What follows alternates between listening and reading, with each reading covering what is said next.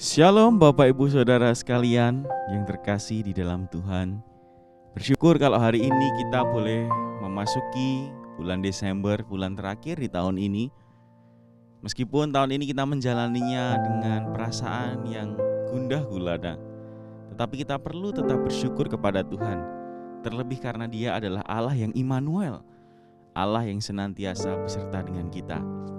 Hari ini kita juga bersyukur kalau boleh bersama-sama mengikuti temu doa. Oleh sebab itu mari kita mempersiapkan diri kita dengan sungguh-sungguh di hadapan Tuhan. Mari kita mengambil waktu teduh sejenak di hadapan Tuhan. Mari tenangkan diri dan bersaat teduh.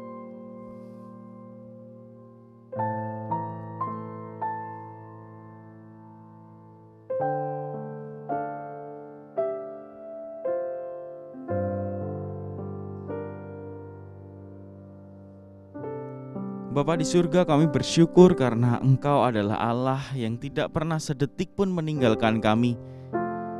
Sekalipun tahun ini kami mengalami tahun yang begitu berat buat setiap kami, tetapi kami tetap harus bersyukur karena Engkau adalah Allah yang Immanuel. Hal itulah yang ingin senantiasa kami syukuri di dalam hati kami. Tuhan, tolong kami menjalani hari-hari ini bersama dengan Engkau. Malam hari ini Engkau sertai Tuhan temu doa ini sampai pada akhirnya, supaya kami boleh dengan sungguh-sungguh mendapatkan sesuatu yang dari Tuhan untuk kehidupan kami. Terima kasih. Di dalam nama Yesus kami berdoa. Amin. Bapak Ibu jemaat sekalian, Tuhan kita adalah Tuhan yang benar. Dia adalah Tuhan yang tidak pernah meninggalkan kita. Oleh sebab itu mari bersama-sama dengan penuh semangat kita naikkan sebuah pujian yang berkata, Engkaulah Tuhan yang benar, yang tak pernah meninggalkan. Mari saya undang setiap kita untuk boleh bangkit berdiri dimanapun Anda berada, dengan semangat naikkan pujian ini. Kau gunung batuku ya Tuhan. Kau gunung batuku dan kau kota bentengku, tak akan ku ragu. Kau menjamin hidupku. Kau keselamatanku dan kau yang membelaku, tak akan ku takut. Kuasamu di dalamku, walau badai menerpa di dalam hidupku ini, namun tanganmu Tuhan mengangkatku tinggi. Kau Tuhan yang benar, tak pernah tinggalkan, dahulu sekarang selamanya, janjimu tak berubah. Kau Alfa dan Omega, awal dan akhir, semesta alam memuja Engkau Tuhan yang benar. Mari kita naikkan pujian ini dengan penuh semangat. Sambil bertepuk tangan kita katakan bahwa Dia adalah Tuhan yang benar. Kau gunung batuku Tuhan. Kau gunung batuku dan kau kota bentengku, tak akan ku ragu. Kau menjamin hidupku. Kau keselamatanku dan kau yang membelaku, tak akan ku takut. Kuasamu di dalamku, walau badai menerpa di dalam hidupku ini, namun tanganmu Tuhan mengangkatku tinggi. Kau Tuhan yang benar, tak pernah tinggalkan, dahulu sekarang selamanya, janjimu tak berubah. Kau Alfa dan Omega, awal dan akhir, semesta alam memuja Engkau Tuhan yang benar. Kau Tuhan yang benar, tak pernah tinggalkan, dahulu sekarang selamanya, janjimu tak berubah. Kau Alfa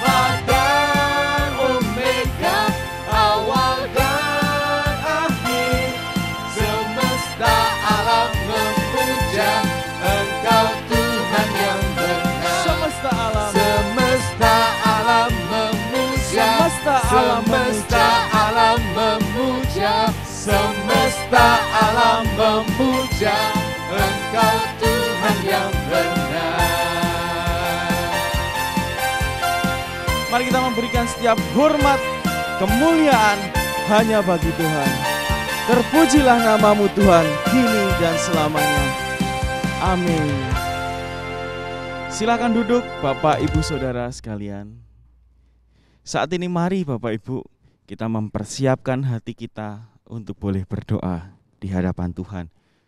Mari kepada Allah yang melihat segala pergumulan kita naikkan doa-doa kita. Untuk mempersiapkan hati kita di dalam memasuki doa, mari kita naikkan pujian yang berkata bahwa Tuhan ada dan melihat setiap pergumulan yang kita hadapi.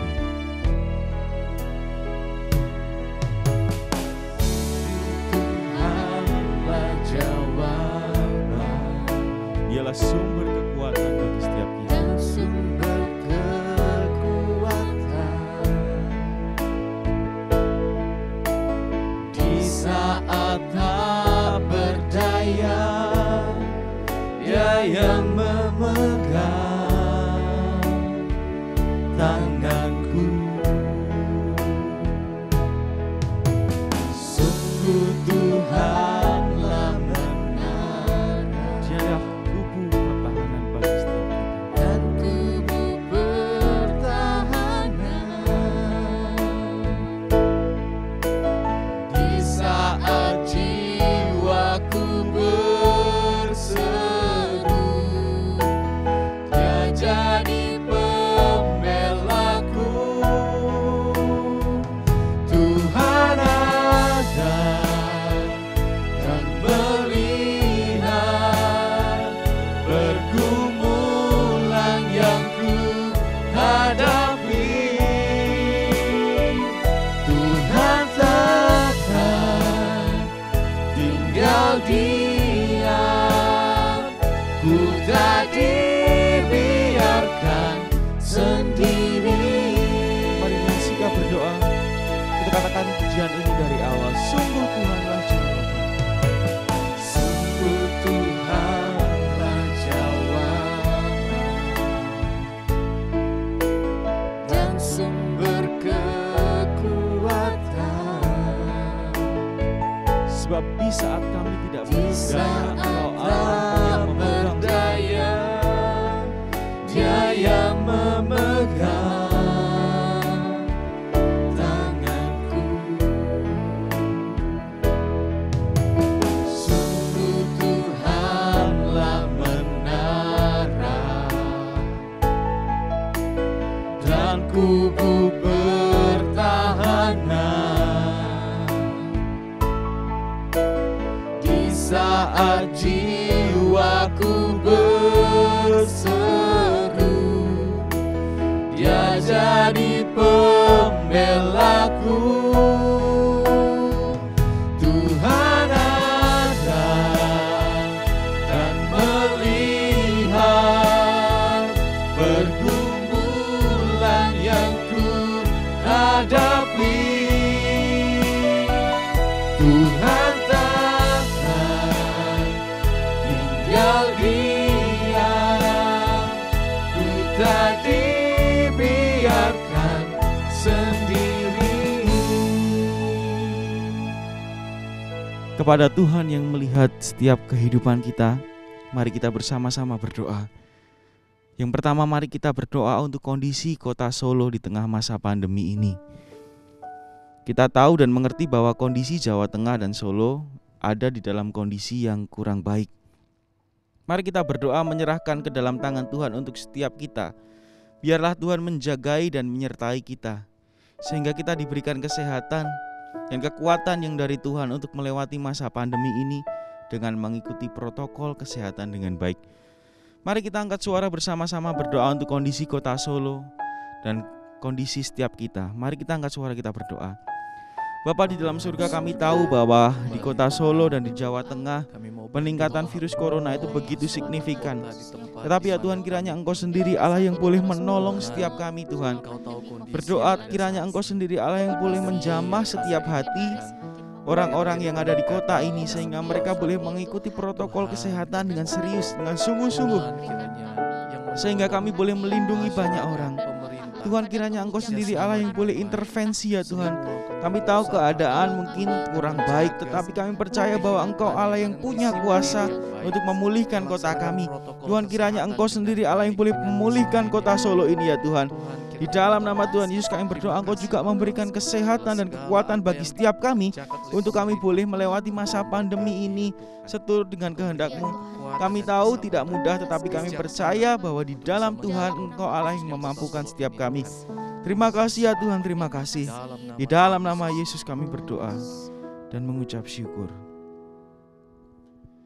Yang kedua, untuk jemaat yang pria, mari berdoa untuk pelaksanaan ibadah offline yang dilakukan di gereja.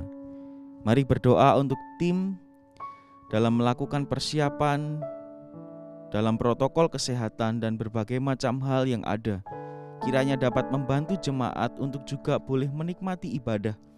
Kita juga berdoa untuk setiap jemaat yang ingin mengikuti ibadah secara offline. Biarlah mereka memiliki sikap hati yang benar-benar merindukan Tuhan di dalam ibadah offline ini. Untuk yang wanita, mari berdoa untuk pos pelayanan Pontianak mengenai kerjasama yang dilakukan antara gereja dan sekolah untuk menggarap pekerjaan misi yang dipercayakan kepada Kalam Kudus di Pontianak. Mari kita berdoa kiranya gereja dan sekolah bisa menjadi berkat, bukan hanya menjadi tempat untuk pendidikan secara pengetahuan, namun gereja dan sekolah menjadi sarana untuk memenangkan jiwa dan menjadi berkat di kota Pontianak. Mari bersama kita angkat suara berdoa. Bapa di dalam surga, hamba berdoa untuk persiapan pelaksanaan ibadah online. Tuhan, kiranya Engkau sendiri Allah yang boleh menolong tim gereja di dalam mempersiapkan semua ini, terkhusus berkenaan dengan protokol kesehatan. Tuhan, kiranya Engkau sendiri Allah yang campur tangan, memberikan hikmat, memberikan kemampuan kepada setiap tim yang mempersiapkan ibadah, supaya boleh melakukan ibadah ini dengan baik, dengan protokol yang juga baik. Hamba juga berdoa untuk jemaat yang boleh menghadiri ibadah secara online. Tuhan, biarlah jemaat-Mu boleh menghadiri ibadah ini dengan sungguh-sungguh memiliki hati yang rindu datang kepada Tuhan. Bukan hanya karena bosan ibadah online maka mereka ikut offline, tidak hanya itu Tuhan, tapi berikan kepada setiap kami hati yang sungguh-sungguh mau menyembah dan memuliakan nama-Mu. Terima kasih ya Tuhan, terima kasih. Terima kasih. Di dalam nama Tuhan Yesus berdoa. Tuhan ada dan melihat pergumulan yang ku hadapi. Tuhan takkan tinggal diam, ku tak dibiarkan sendiri, sebab Engkau ada dan melihat Tuhan.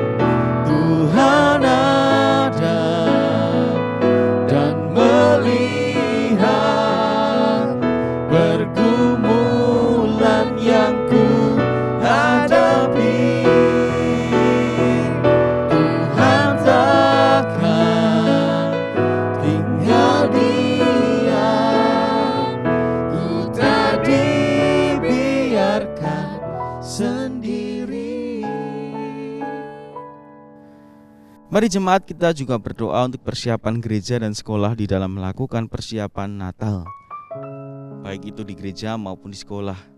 Kiranya gereja dan sekolah bisa mempersiapkan ibadah dengan baik, dan biarlah anak-anak sekolah maupun jemaat yang hadir di gereja atau yang mengikuti Natal secara online bisa mendapatkan pesan Natal bagi kehidupan mereka. Mari kita angkat suara kita berdoa. Tuhan, Kau berkati setiap persiapan sekolah dan gereja di dalam melakukan persiapan untuk ibadah Natal. Tuhan, kiranya Engkau sendiri Allah yang boleh memberikan kemampuan bagi setiap panitia untuk menyelenggarakan ini, baik di sekolah maupun di gereja. Kiranya Tuhan memberikan hikmat.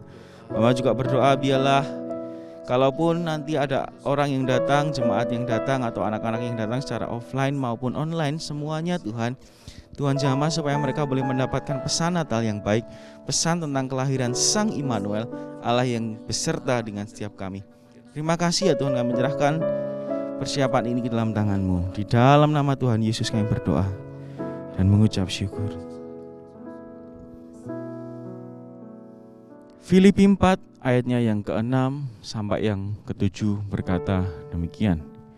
Janganlah hendaknya kamu khawatir tentang apapun juga, tetapi nyatakanlah dalam segala hal keinginanmu kepada Allah dalam doa dan permohonan dengan ucapan syukur. Damai sejahtera Allah yang melampaui segala akal akan memelihara hati dan pikiranmu di dalam Yesus Kristus. Bapak Ibu, mari saat ini kita menyerahkan segala hal yang kita alami kepada Tuhan. Ayat tadi berkata mari kita naikkan segala permohonan dan keinginan kita kepada Tuhan disertai dengan ucapan syukur. Oleh sebab itu mari saya memberikan waktu buat setiap kita untuk datang kepada Tuhan, berbicara hati ke hati dengan Tuhan. Mari kita berdoa.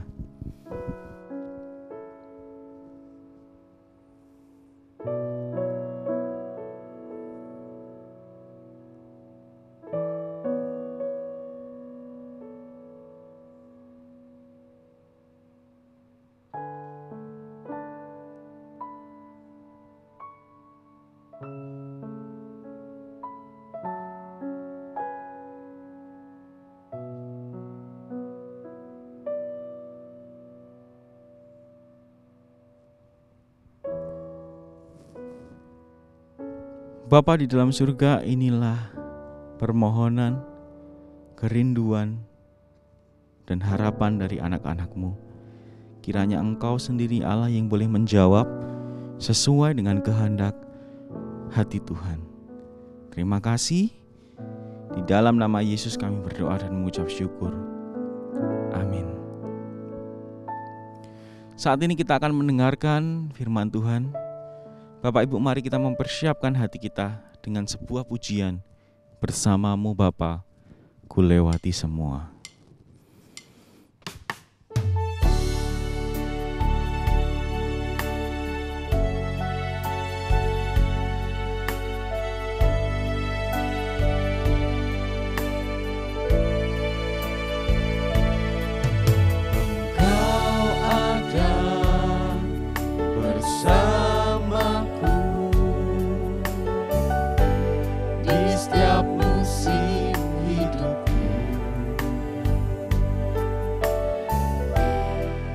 Pernah kau biarkan ku sendiri, sebab kekuatan di jiwa kami adalah bersama-Mu.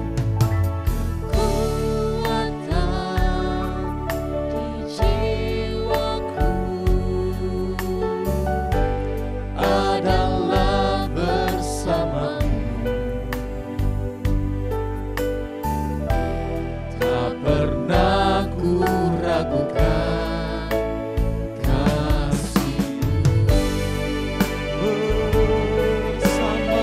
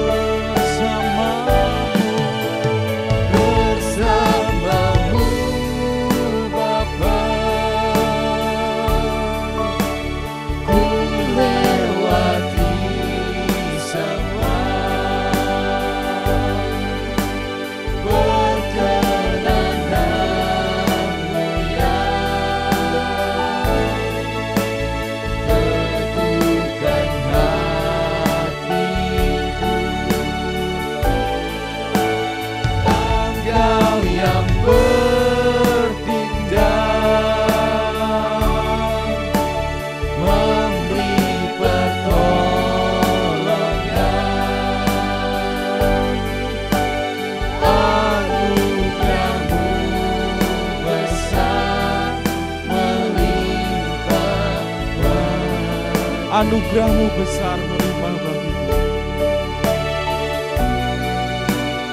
Anugerah-Mu besar melimpah bagiku.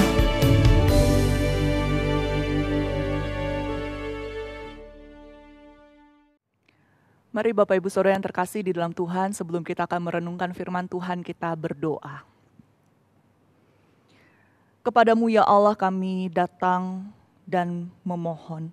Kepadamu ya Allah kami membawa seluruh kehidupan kami, karena kami tahu hanya di dalam Engkaulah kami dapat mempercayakan seluruh hidup kami. Kami bersyukur jikalau saat ini kami bersama boleh menikmati persekutuan di dalam Engkau, menaikkan puji-pujian dan doa kami. Dan saat ini pun kami diberikan kesempatan untuk kembali belajar dan merenungkan firman-Mu. Firman yang boleh menjadi dasar dalam kehidupan kami. Tuhan karuniakan kami hikmat bijaksana untuk boleh mengerti dan memahami firman-Mu. Dan karuniakan juga bagi setiap kami hati yang selalu rindu untuk melakukan dan menghidupi kebenaran firman-Mu. Tuhan tolong dan pakai hamba-Mu yang penuh keterbatasan ini untuk boleh menjadi alat Tuhan menyampaikan isi hati Tuhan. Terima kasih Allah yang baik, di dalam nama Tuhan kami Yesus Kristus kami berdoa. Amin. Shalom Bapak Ibu Saudara yang terkasih di dalam Tuhan. Hari ini bersama saya mengajak kita untuk boleh merenungkan satu bagian firman Tuhan yang saya beri tema Hope in God. Mari kita buka di dalam Roma 15 ayat yang ke-12 sampai yang ke-13. Roma pasal 15 ayat 12 sampai 13 akan saya bacakan bagi setiap kita. Dan selanjutnya kata Yesaya, taruk dari pangkal Isai akan terbit dan ia akan bangkit untuk memerintah bangsa-bangsa, dan kepadanya lah bangsa-bangsa akan menaruh harapan. Semoga Allah sumber pengharapan memenuhi kamu dengan segala sukacita dan damai sejahtera dalam iman kamu, supaya oleh kekuatan Roh Kudus kamu berlimpah-limpah dalam pengharapan. Bapak Ibu yang terkasih di dalam Tuhan, izinkan saya bertanya. Menurut Bapak Ibu Saudara, di dalam kehidupan ini siapakah orang yang paling menyedihkan? Siapa orang yang hidupnya paling menyedihkan? Saudara, ada orang yang berkata, orang yang hidupnya paling menyedihkan adalah orang yang tidak punya apa-apa. Orang yang miskin, orang yang melarat kehidupannya. Saudara, di satu sisi mungkin ada benarnya, tapi tidak selalu demikian. Karena kita bisa membaca kisah-kisah hidup orang-orang kaya yang ada sekarang, mereka tidak semuanya dari lahir sudah kaya. Tapi sebagian dari mereka pernah mengalami satu titik begitu rendah dalam kehidupan mereka, tidak punya apa-apa, bahkan mungkin punya hutang yang begitu besar. Tapi dengan usaha dan kerja keras mereka, akhirnya mereka bisa mendapatkan segala kekayaan dan kenikmatan, kesuksesan yang mereka bisa raih saat ini. Jadi belum tentu kalau orang miskin, orang melarat itu hidupnya paling menyedihkan. Atau mungkin ada di antara saudara yang berkata orang yang hidupnya paling menyedihkan adalah orang yang gak punya siapa-siapa, gak punya keluarga, sendirian di dunia ini. Oh saudara, belum tentu. Karena ada orang-orang yang di dalam kehidupan ini gak punya siapa-siapa, gak punya keluarga, gak punya suami, gak punya istri, gak punya anak, begitu ya, sendirian. Tapi dia tetap bisa menikmati kehidupannya dan dia bisa hidup dengan bahagia. Jadi belum tentu gak punya siapa-siapa, hidupnya menyedihkan. Atau ada juga dari saudara yang mungkin berkata orang yang hidupnya menyedihkan itu adalah orang yang sakit parah. Punya penyakit yang begitu parah, belum ada obatnya begitu ya. Betulkah? Saudara, belum tentu. Kadang ada orang yang sakit kanker stadium akhir, tapi di dalam kehidupannya menjalani setiap pengobatan, rasa sakit yang dia alami, dia tetap bisa menjadi sumber kebahagiaan bagi orang lain. Jadi belum tentu sakit parah, hidup menyedihkan. So saudara, kalau kita bertanya hidup yang paling menyedihkan itu hidup seperti apa? Kalau kita mau menyadari realita, orang yang hidupnya paling menyedihkan adalah orang yang tidak punya pengharapan dalam kehidupannya. Semua orang yang saya katakan tadi, baik dia tidak punya apa-apa, hidup melarat, gak punya siapa-siapa atau sakit parah saudara. Selama mereka punya harapan dalam kehidupan mereka, maka semua yang sedang mereka alami itu, situasi hidup mereka tidak membuat mereka putus asa. Tidak membuat mereka ingin mengakhiri kehidupannya. Saudara, mungkin saudara tahu dengan aktor ini. Robin Williams adalah seorang aktor dan komedian yang begitu terkenal. Bahkan dia diakui sebagai salah satu komedian terbesar sepanjang masa. Saudara, di dalam perjalanan karirnya, dia bisa menjadi seorang komedian yang membuat sebuah film itu begitu hidup. Dia bisa menirukan berbagai macam suara dan membawa suasana bahagia, membawa tawa, mungkin juga bagi kita yang pernah menonton filmnya.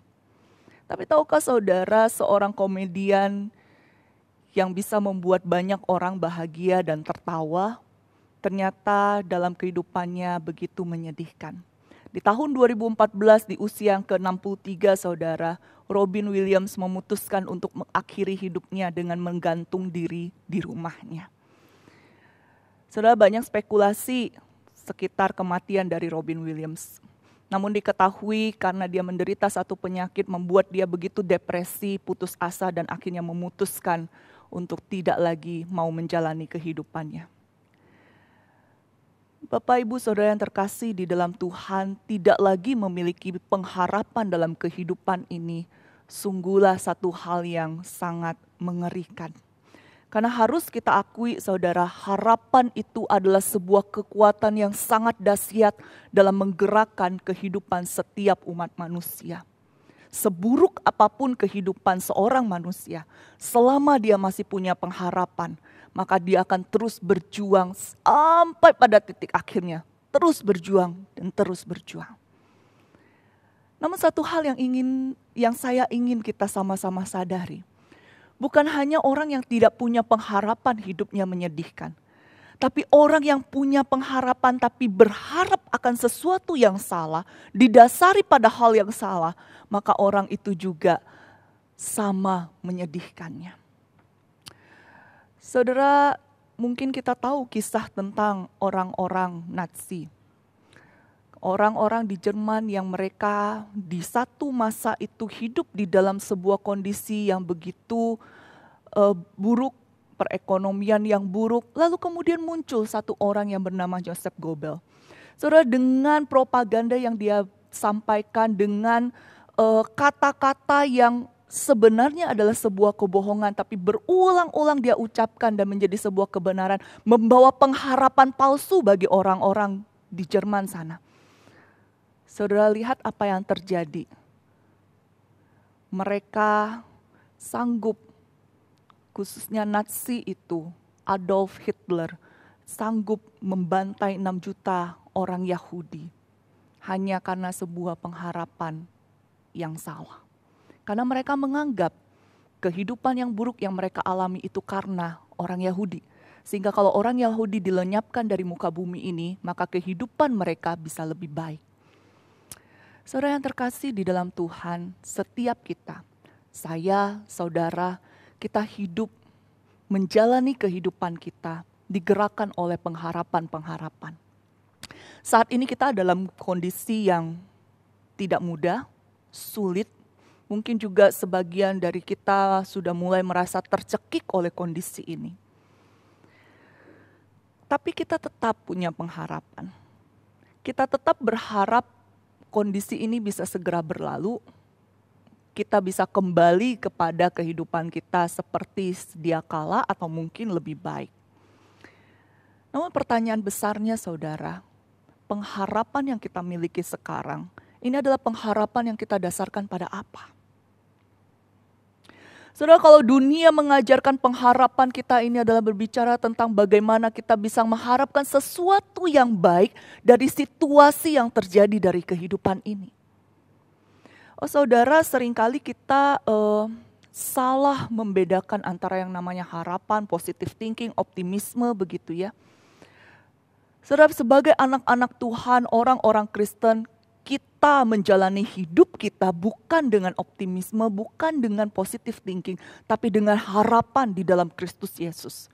Orang-orang yang positive thinking, optimis dalam kehidupan ini adalah orang-orang yang melihat situasi hidupnya yang buruk, yang susah, dan mencari bagaimana dari situasi itu dia bisa mengharapkan yang baik, dia bisa mendapatkan hasil yang tetap baik. Tapi beda dengan kita. Sehari ini saya mau mengajak kita melihat apa yang Alkitab katakan tentang harapan.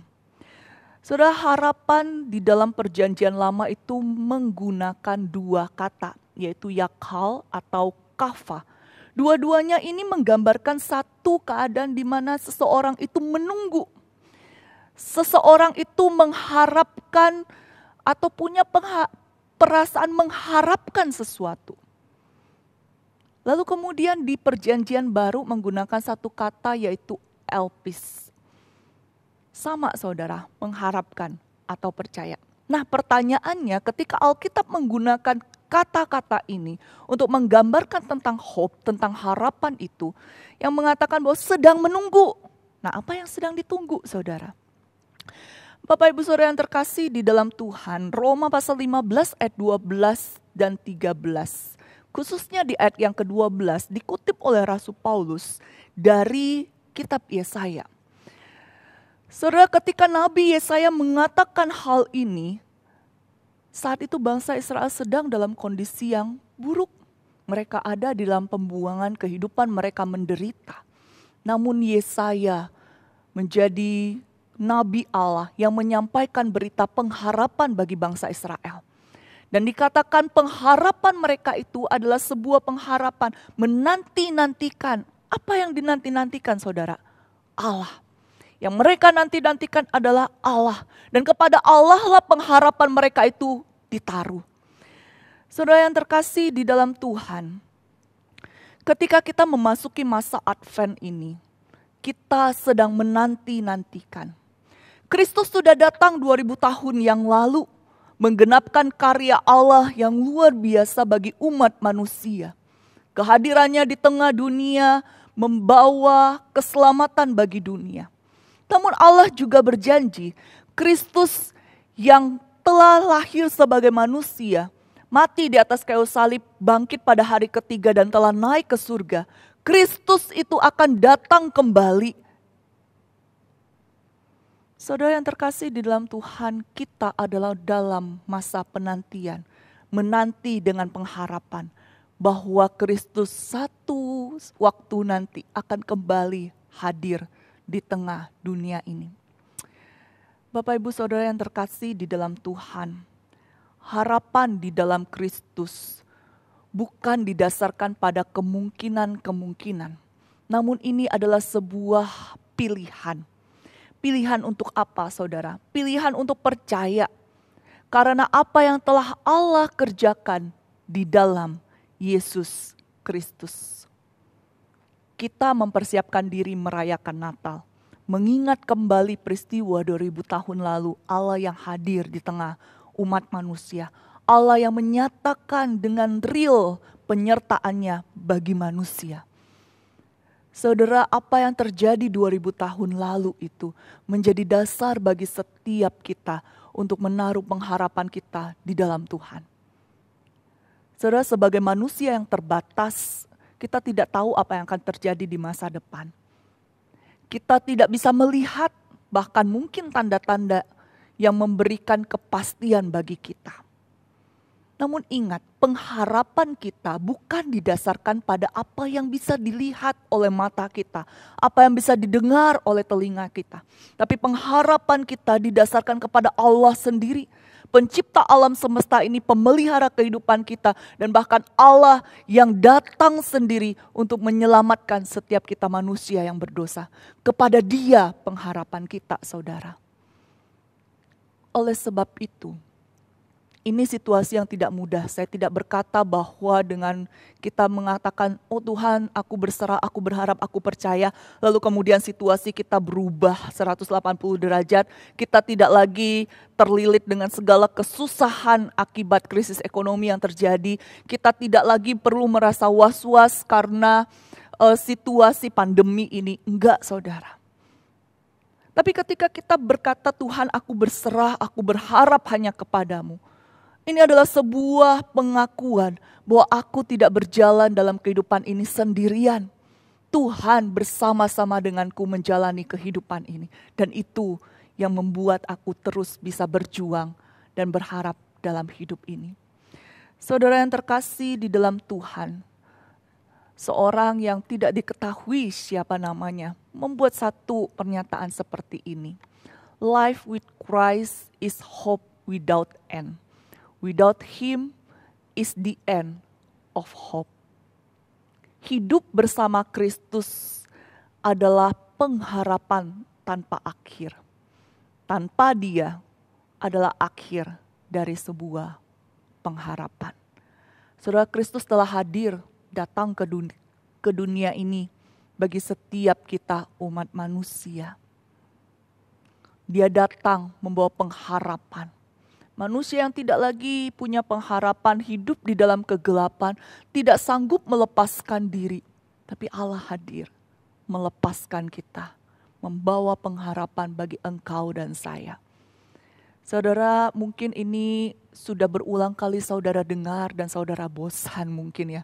Tapi ini sebuah kebenaran yang harusnya terus kita hidupi.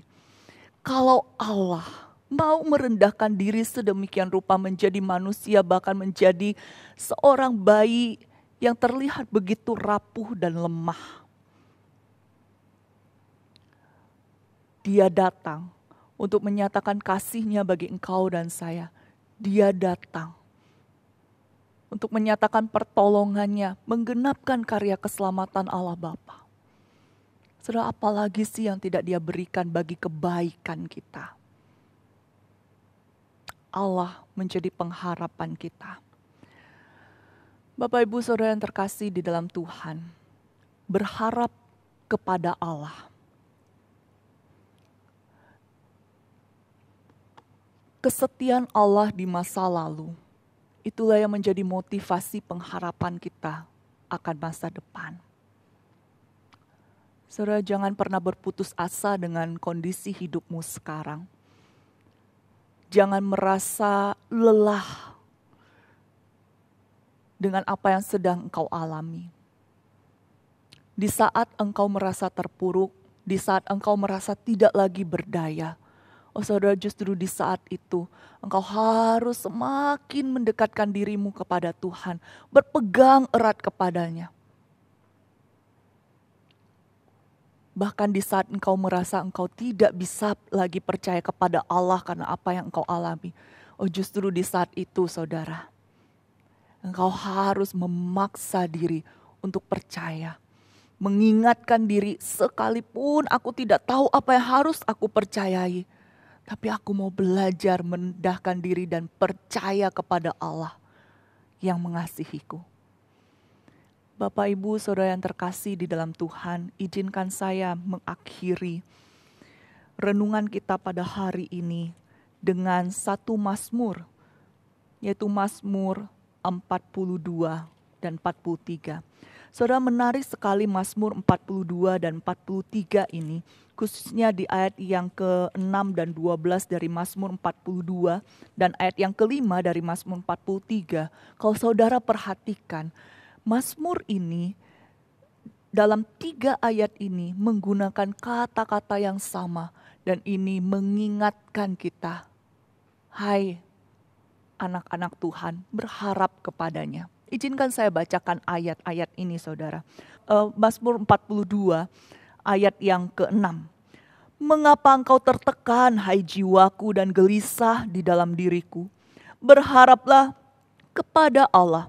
Sebab aku akan bersyukur lagi kepadanya, penolongku dan Allahku.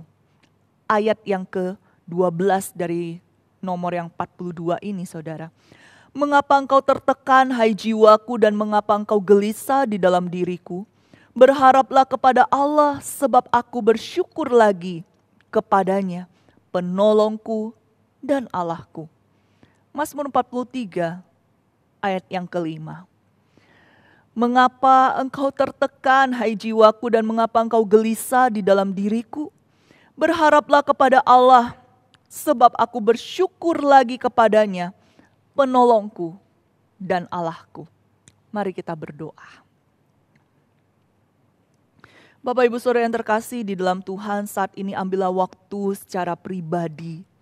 Datang kepada Allah, sumber pengharapan itu. Apa yang ada di dalam benak saudara, pikiran dan hati saudara? Entahkah saudara saat ini masih dalam kondisi saudara percaya sepenuhnya kepada Tuhan? Atau saudara mulai ragu-ragu akan penyertaan Tuhan? Atau bahkan mungkin saudara sudah mulai kehilangan kepercayaan kepada Allah? Saudara datang kepada Dia, berbicaralah kepadanya.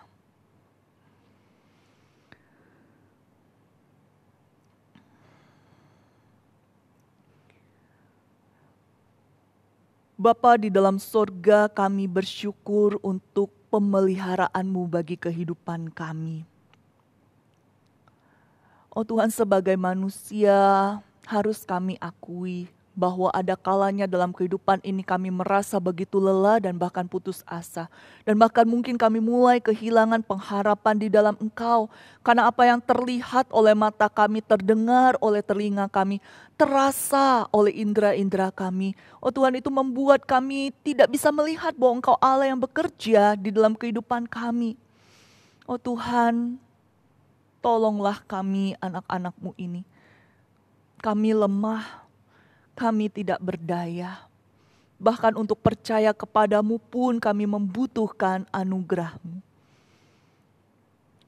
Engkau Allah yang tahu kehidupan setiap anak-anak-Mu, kondisi kehidupan mereka saat ini. Mungkin ada di antara mereka yang bergumul dengan kehidupan rumah tangga mereka. Hubungan suami istri, orang tua anak. Di tengah situasi yang sulit ini mungkin semakin memicu ketidakharmonisan, konflik atau pertengkaran yang terjadi. Oh Tuhan, biarlah kasih-Mu yang berlimpah atas mereka. Engkau Allah yang boleh kembali menyatukan setiap anak-anak-Mu di dalam keluarga mereka. Mungkin saat ini ada di antara mereka yang bergumul dengan usaha, dengan pekerjaan, dengan perekonomian mereka. Tuhan, ini kondisi yang tidak mudah. Biarlah Engkau Allah yang mengaruniakan hikmat bijaksana bagi mereka, namun juga hati yang takut akan Tuhan. Sehingga sekalipun situasi yang begitu membuat mereka tertekan, kepepet, Tuhan mereka tidak mengambil jalan pintas untuk menyelesaikan masalah-masalah perekonomian mereka. Mungkin ada di antara mereka yang saat ini bergumul dengan sakit penyakit dan bahkan khawatir dengan virus corona yang sedang ada saat ini. Tuhan, ingatkan setiap anak-anak-Mu bahwa Engkaulah pemilik kehidupan ini. Oleh sebab itu, dengan segala daya upaya yang mereka bisa lakukan untuk menjaga kesehatan mereka, namun mereka juga tidak lupa untuk bersandar sepenuhnya kepada Tuhan. Ya Tuhan, hamba serahkan seluruh anak-anak-Mu, seluruh jemaat-Mu. Dan biarlah kiranya Engkau Allah sumber pengharapan, memenuhi setiap anak-anak-Mu ini dengan segala sukacita dan damai sejahtera di dalam iman mereka. Dan supaya oleh kekuatan Allah Roh Kudus, mereka boleh berlimpah-limpah dalam pengharapan. Di dalam nama Yesus Kristus, kami berdoa. Amin. Persekutuan doa kita selesai, saudara. Selamat menikmati perjalanan hidup bersama dengan Tuhan. Tuhan Yesus memberkati.